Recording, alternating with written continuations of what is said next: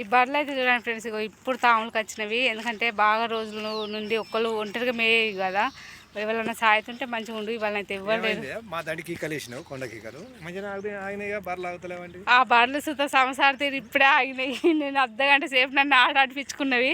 చుట్టూరు పొలాలు ఎవ్వరి పొలాలన్నా పడితే చెట్టు కట్టేసి కొడతారు. ఇప్పుడు ఆల్రెడీ గెనక వచ్చినాయి పొలాలు.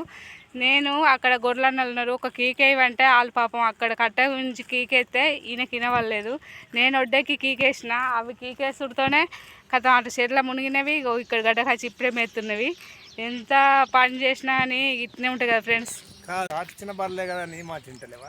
మా తాత ఇత్తనైతే నా మాట వినాలని రూల్ ఉన్నదా? మా తాత ఇస్తే ఇప్పుడు నీకేమైనా అన్యాయం చేసిన? మా తాత ఇప్పటికీ మా తాత ఇచ్చిండు, మీ అవ్వగారు ఇచ్చిండు అంటే మాత్రం మంచిగా ఉండదు చెప్తాను నేను. ఎందుకంటే ఒక్క బర్రెని ఇస్తే 10 బర్రెలు అయినవి. 10 బర్రెలు ఇప్పుడు పాలు 4-3 పాలు ఇచ్చిన రోజులు అమ్ముకున్నాడు. ఆ బర్రెలను అమ్ముకున్నాడు.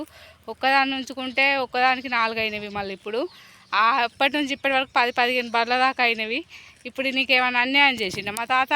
ఈ పొట్టి దుడ్డు అయితే ఇవాళ నేర్చిన అన్న కదా, నేను ఇవాళ రాకనేమో అటు అంటే ఇటు ఈ ఒంటరిగా మేసింది. ఇప్పుడు ఆయన అచ్చుడితోనే దగ్గరకు పోయి నాకుతున్నది. చూడండి ఫ్రెండ్స్, అట్లుంటాయి.